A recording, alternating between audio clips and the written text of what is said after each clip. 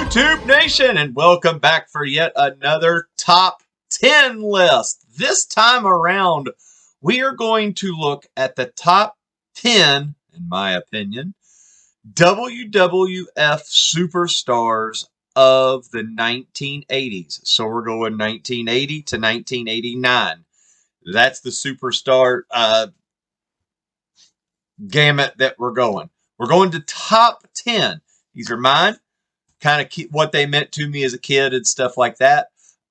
Also, no WCW stuff. So they've had to be within the WWF 1980 to 1989. So here is my top 10 list. Let's check it out. All right, coming in at number 10, Bret the Hitman Hart.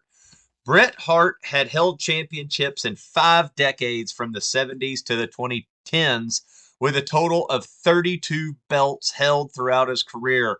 He was in the Hart Foundation. He was a world champion, intercontinental champion, the best there is, the best there was, and the best there ever will be. Coming in at number 10. Coming in at number 9, Jake the Snake Roberts. Very, very underrated in my opinion. One of the best ever to work a microphone. The DDT was an immaculate. He could do the short arms. He could do the clothesline. Just one of the best workers, and never won or held a WWF title and never needed it. That's why he's number 9. Coming in at number 8, Greg the Hammer Valentine. One of the better wrestlers in the ring for strength and could do other stuff. Loved the fact that he was a very versatile wrestler, intercontinental champion, tag team champion. Always seemed like they put him with a guy that needed a little help in the ring and he would carry him as a tag partner. Coming in at number 7, Rick Martel, or for some of you, Rick the Model Martel. One of the more decorated wrestlers throughout a career, only held a WWF tag team title there in Strikeforce, never had an individual title, but had them in other territories and federations. Rick Martel, one of the better wrestlers of all time. Coming in at number 6, the Ripped, one of the greatest, Ricky Steamboat. Probably the greatest in-ring performer ever to go in WWF. They just couldn't get him over. He was so good that he could do that. He could be a dragon. One of the greatest intercontinental champions, and probably has the best WrestleMania match with Macho Man of all time.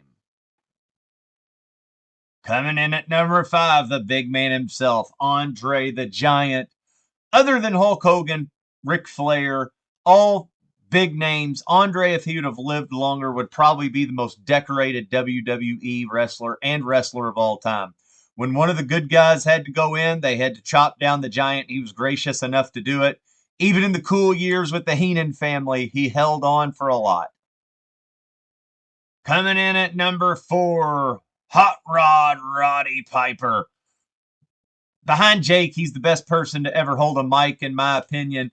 And he was a legit, just badass. He would beat you up and he would fight you, but could also wrestle and go a long time and just really sell and really be in a match with some of the better wrestlers. One of the greatest heels of all time. Coming in at number 3, let me tell you something, brother. The immortal Hulk Hogan.